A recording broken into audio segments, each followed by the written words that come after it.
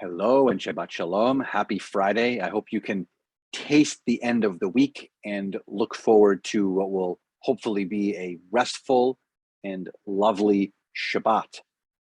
This week, we read from the double portion of Matot Maseh. It is the conclusion of the book of Numbers, the end of the book of Bamidbar.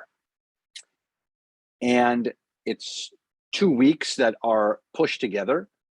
But on this Shabbat, on this weekend, I would like to mention the second of the Torah portions that are mentioned this week. Again, Matot Maseh. And I like to talk about Maseh, which really means journeys.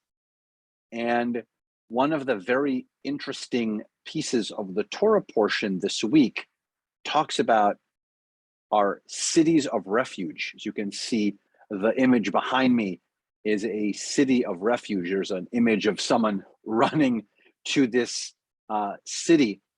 And it is the beginning of, not the first time that we've heard it, by the way, but it's just a reiteration of it.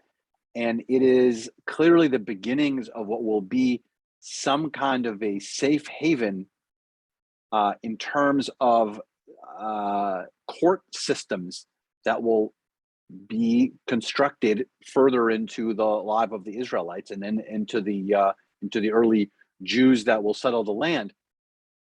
And it's designed for someone who inadvertently kills someone else. And so in that moment, right, it's not necessarily for the construct of someone who murders someone, because that's premeditated, right? But someone who kills someone. The perhaps most popular conversation is maybe the person who's holding an axe and is using it to chop some wood like this, and then swings it backwards, and perhaps the top of the axe flies off of the handle and kills someone inadvertently. And the design is there actually so that this person can go to the city of refuge and be safe there, away from potentially the family of the deceased, to then perhaps go after them. And so there is this already brilliant construct that exists for the safety of this person in the city of refuge.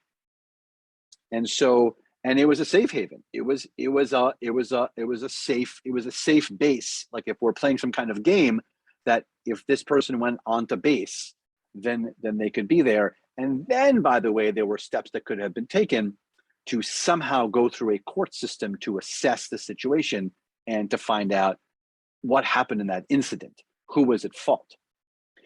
And so I want us to just think about that on the Shabbat, that the Torah is so well constructed. It's so brilliantly put together that the same living, breathing Etz Chaim, the same breathing and living idea of a tree of life exists, that talks about creation and talks about the plagues and talks about the fact that we that the sea is parted for us, and there are miracles, and we go through the book of Leviticus and learn about sacrificial systems.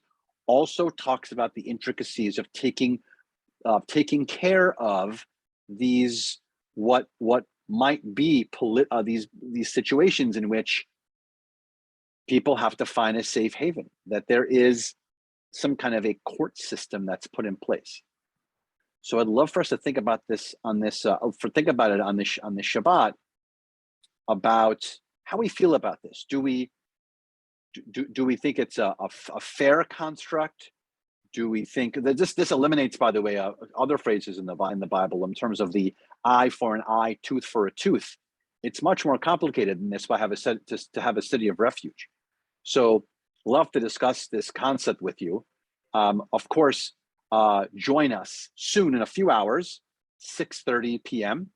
for our service in the chapel this Friday night, and then tomorrow morning, also not that far from now, at 9 o'clock for our service and Surah and Torah discussion.